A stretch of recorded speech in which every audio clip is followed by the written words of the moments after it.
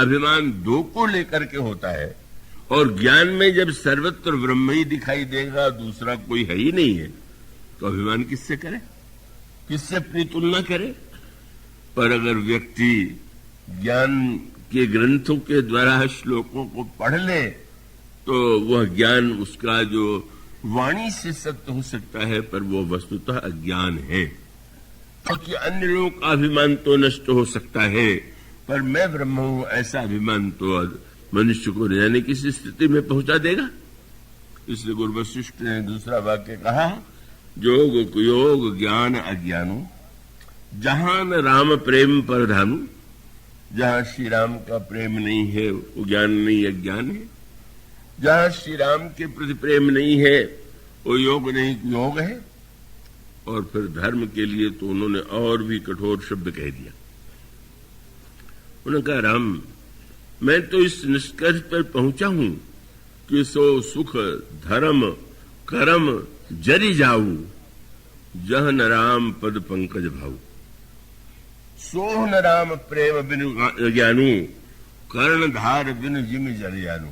बड़ा सुंदर दृष्टांत दिया। बहुत सुंदर नौका हो या जहाज हो, बड़ा दृढ़ है, समुद्र में उसे चलना है, यात्री जो है उसमें बैठ जाए और अचानक ये पता चले कि चलाने वाला नहीं, चाहे जिधर चली जाएगी, तो यात्री को इतना आतंक होगा कि कब उतरे इससे, ये तो न जाने कहा ले जा करके जहाज पहुंचा दे, डुबा दे, नष्ट कर दे। मानो गुरु वशिष्ठ ने जो तात्पर्य कहा उसका अभिप्राय है, उन्होंने कहा वह धर्म और कर्म जला देने योग्य है कि जहां भगवान के प्रति प्रेम नहीं। मानो तात्पर्य वही जो मैंने भी आपसे कहा कि अगर किसी के शरीर के अंगों का वर्णन किया जाए, कितने नेत्र सुंदर है, कितने कान, कितनी नासिका, कितना दांत, कितने कपोल, कितने अंग प्रत्यंग, तो सुन करके आपके मन में उत्सुकता हो सकती है कि भाई ऐसे व्यक्ति को तो देखना चाहिए। पर सारा वर्णन करने के बाद कोई कहे कि हाँ अंग प्रत्यंग तो बड़े सुंदर है पर मर गया, तो आप कहेंगे कि हम चल के देखेंगे? अरे भाई कहां तुमने सुना है, ले जाके उसको जलाओ। मानो धर्म शरीर है और उसमें प्राण, और प्राण के साथ प्राण मानो भक्ति का प्राण है, और उसके पीछे जो विवेक है वही उसकी अंतरात्मा है। और जब ये तीनों होता है तो जब आप धर्म को समझ लीजिए और फिर अंतःकरण में भावना युक्त होकर के आप सत्कर्म कीजिए, तो वह धर्म वास्तविक धर्म होगा। इसलिए सबसे पहली आवश्यकता है समझने की, है क्या धर्म। बस ये धर्म क्या है बिना इसको समझे परंपरिया देख लिया।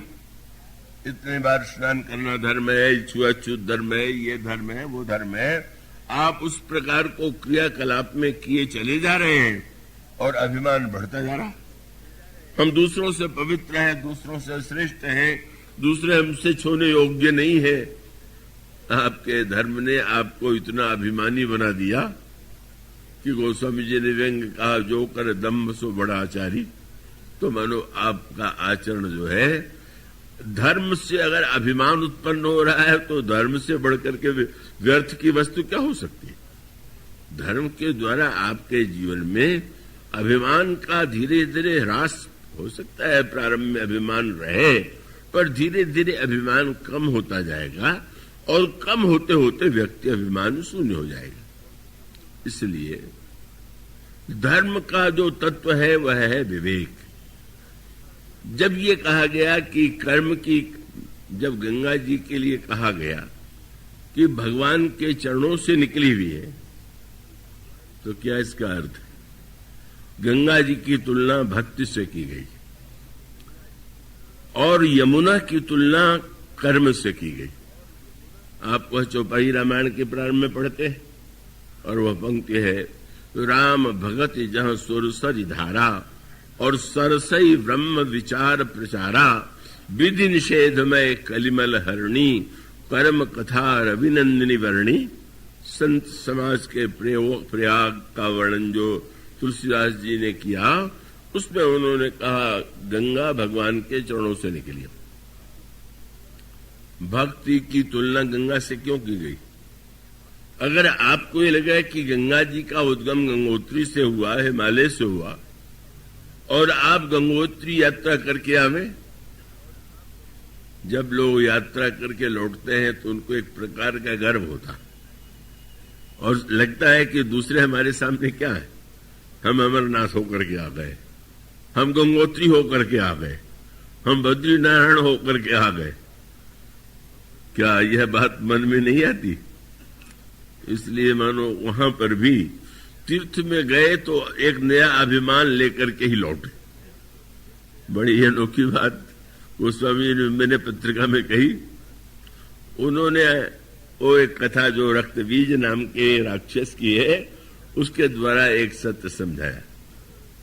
रक्तबीज बड़ा विचित्र शक्तिशाली तो था ही, पर मारने में सबसे बड़ी समस्या ये थी कि मारने के लिए उस पर शस्त्र चलाना पड़ेगा, और जब शस्त्र चलाए तो लिखा हुआ है कि अगर शस्त्र का प्रहार हो तो उसके शरीर से जितनी रक्त की बूंदें गिरती थी उतने रक्त बीज उत्पन्न हो जाते थे।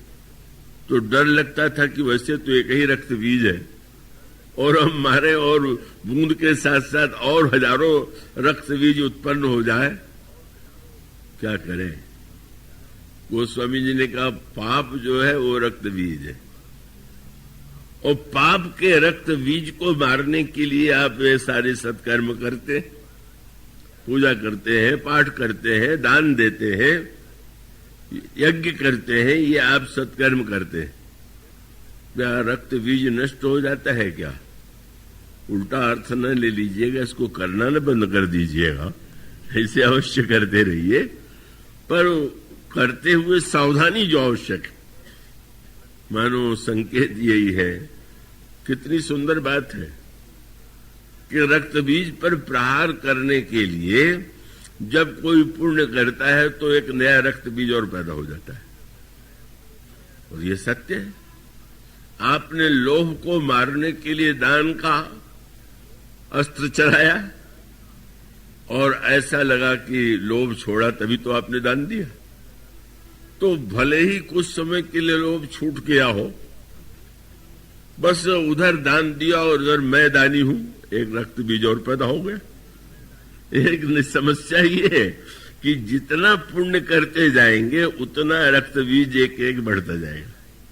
मैंने इतनी तीर्थ यात्रा की और कितनी कठिन यात्रा थी और कितनी समस्या थी, सही बात है, पर उसको करने के बाद अगर आपके हृदय में इस भाव का उदय हो कि भगवान की बड़ी कृपा है कि उन्होंने ऐसे के माध्यम से ऐसा शरीर का उपयोग करा लिया और मैं धन्य हो गया, नहीं तो हमें क्षमता नहीं थी तो सही अर्थों में तीर्थ यात्री ने तीर्थ का फल पाया।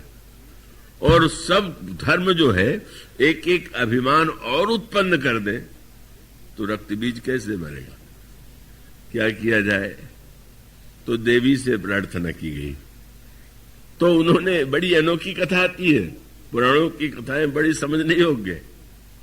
तो देवी ने अपने कई रूप बनाए, 3 रूप बनाए, और एक रूप से वे उन्होंने रक्त बीज पर प्रहार किया, पर उसके रक्त को भूमि में गिरने नहीं दिया। दूसरे रूप में उन्होंने उस रक्त को जो है अपने मुख में धारण कर लिया, पृथ्वी पर नहीं गिरा तो रक्त बीज मारा गया। कितनी सांकेतिक भाषा है। रक्त नीचे गिरेगा, पुण्य का जो स्वरूप है कहीं हमें नीचे तो नहीं गिरा रहा। और तब इसका अभिप्राय यह है कि किसी भी तरह से पुण्य होते हुए भी पुण्याभिमान न हो, ये उपाय चाहिए। तो देवी को मनाइए, कालिका देवी को मनाइए। कालिका देवी कौन है? तुलसीदास जी ने पत्रिका में कहा, अगर पाप के रक्त बीज को मारना है तो पुण्य से वो रक्त बीज नहीं मिटेगा, पर वह अगर कालिका देवी मिल जाए, वो कालिका वह देवी जिनका चित्र में आप दर्शन करते हैं वो एक रूप है। पर गोस्वामी जी विनय पत्रिका में कहते हैं, करत हूं सुकृत न पाप बिलाही, रक्त बीज जिम बाढ़त जाही, हरत सकल है अघ करालिका, तुलसीदास प्रभु कृपा कालिका। भगवान की कृपा ही कालिका, और भगवान से प्रार्थना कीजिए कि प्रभु अपनी कृपा से कालिका, आपकी कृपा की कालिका ये न उत्पन्न होने दे कि मैंने किया है, अपितु जो हुआ आपकी कृपा के द्वारा हुआ, तभी ये पाप का रक्त बीज मिट सकता है।